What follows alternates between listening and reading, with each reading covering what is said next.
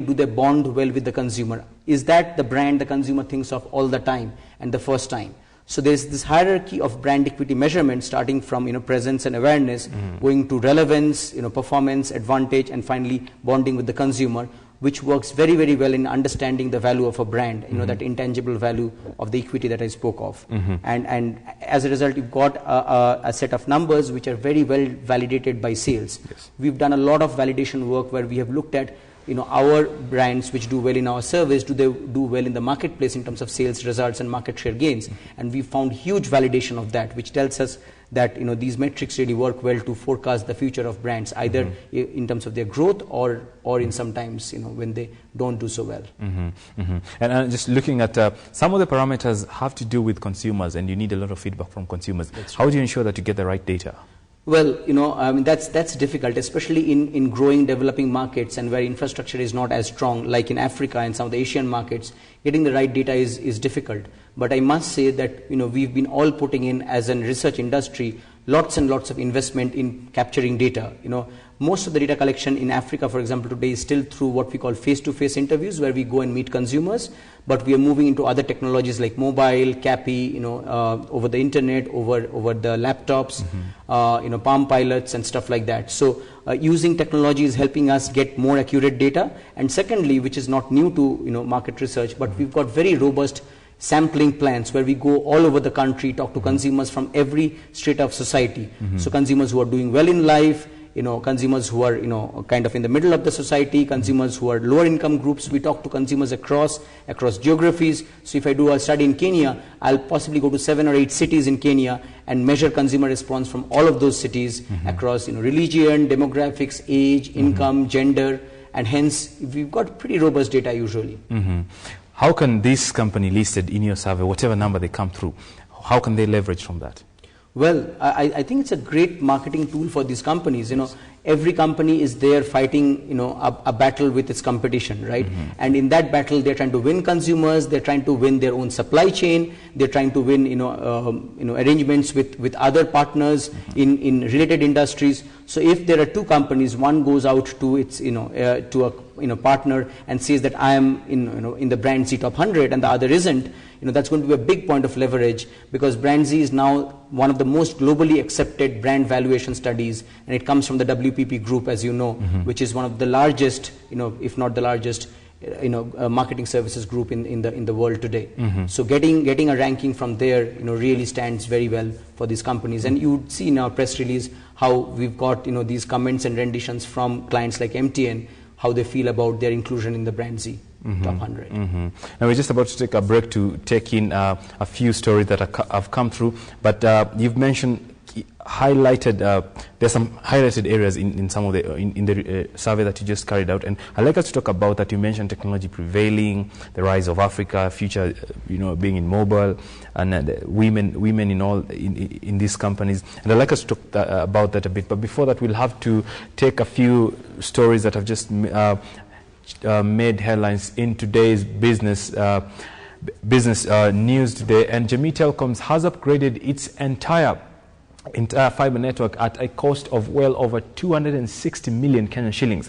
The upgrade will see the network move to the more secure internet protocol. The multi-protocol label switching platform is opposed to the previous point-to-point connection, and this move now pits it against other service providers such as Kenya Data Networks and Orange Kenya. It is expected that the telecommunications platform, which by design guarantees bandwidth, will address the concerns of customers like banks, which fear increased security risks since Kenya is connected to a number of international sub-sea cable systems. The upgrade began late in January and now covers Nairobi, Mombasa, Naivasha, Nakuru, Eldoret, Kisumu, Kitale, Bungoma, Busia, Kakamega, Thika and Kisii. Now speaking at the launch of the multi-protocol label switching MPLS Network Information Permanent Secretary Bitangen Demo regretted that the government is still lagging behind in the quest for automation of all public services and ministries, and said the platform will be ideal for connecting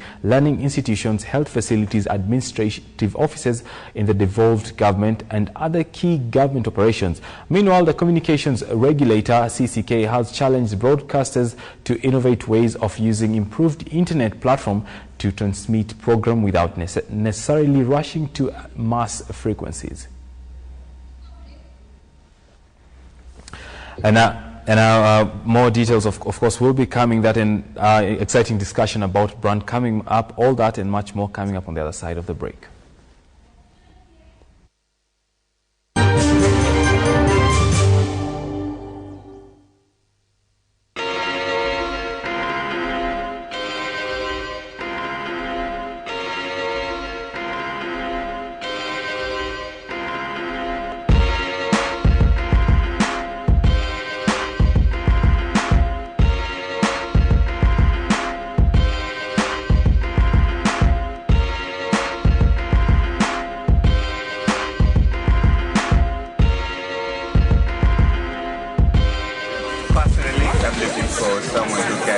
Do the dunks, have the street balls, the crosses and everything, and still play real basketball. That's the main thing.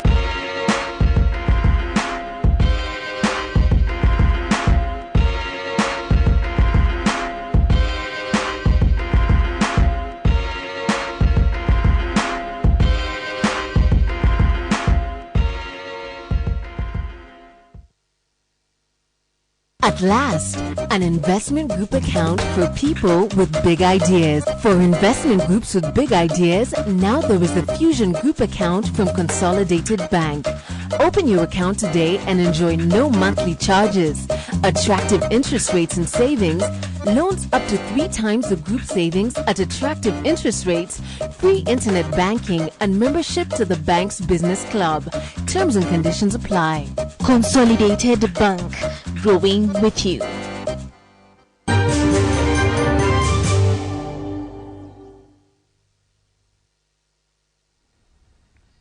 Now, welcome back. Now, before you just get back to talk about brands, a quick look at how your money is doing at the Nairobi Securities Exchange. And a look at the day's top gainers, where Scan Group is up 3.88%.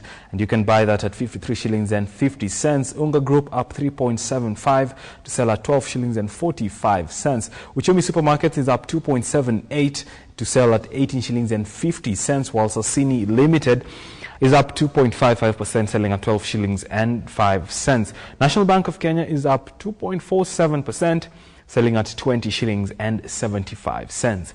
Look at the day's top losers now. In Trans-Century is going down 7.41%, selling at 25 shillings. Kenya Reinsurance down 5.73%.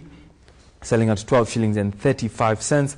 CFC Insurance Holdings down 3.77 to sell at 7 shillings and 65 cents, while Express Limited down 2.63 rather to sell at 3 shillings and 70 cents. Samia East Africa down 2.13, selling at 4 shillings and 60 cents. Again, a close look at NSE indices, where all share index is at 80.11 points. 20 share index is doing a record 3,708.88 points. Of course, the highest we've seen in 9 months. Market capitalization is at 1,025.51, while the total shares traded currently stand at 15,539,700 shares. Equity turnover is at 305 million.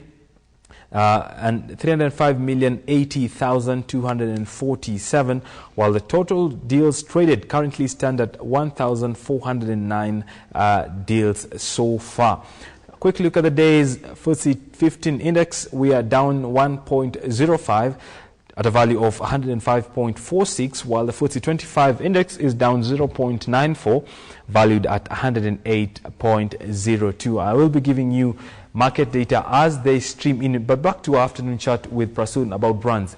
What are these key highlights that came out during your report? I think a couple of things I want to mention. One of you asked me earlier about what is the role of the brand and what role does it play. Yes. The biggest test of a brand is how it does during the times when the economy is not doing well, during downturn, during recession. And if you look at the last 5-6 years, we have had one of the most severe recessions in 2008, 2009, and going into 2010 in the history of the modern world. And in this period, when we had the worst recession, the top 100 brands went up in value by 66%. So today they are valued, the top 100 brands today are valued at $204 trillion. That's the value of the top 100 brands. And like I said, they have gone up 66% in value in 6 years' time, from 2006 to 2012.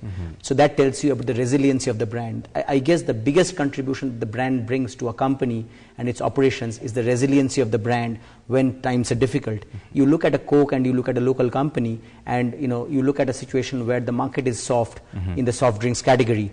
And you'll clearly find that other companies will not do well, but a strong brand like Coke will still do well even in a soft market because of the value of its brand and its connection with the end consumer. That connection really kind of takes them through. So that's one key thing I want to mention. Yes. The other bit is if you look at the top 10 brands, going to the list that you read out, 7 of them are either internet, technology, or telecom brands. Yes. And amongst the top 12, 8 of them are again telecom, internet or technology brands.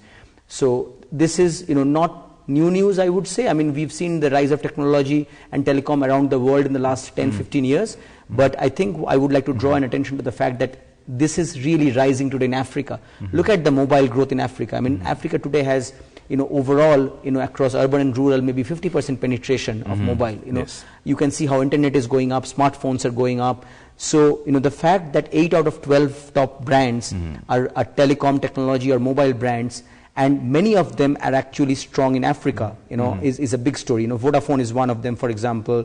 Going a little lower down in the list, there's Orange, I talked about Airtel, we talked about MTN. So you see so many, brands in the telecom technology space which have large operations in Africa, and they are showing up either in the top 10 or certainly in the top 100. And that, I think, is a really, really big story for us to think of. Yes. All these companies draw a lot of their revenues from Africa, whether it be Orange or Vodafone or Airtel or MTN. They are all doing extremely well, and very strong, powerful brands in our survey. Some of them have been around for a while, like Vodafone and Orange, and some, as I said, are new entrants like Airtel and MTN. Very quickly before we wrap up, you've also mentioned that brands with women on the board tend to outperform.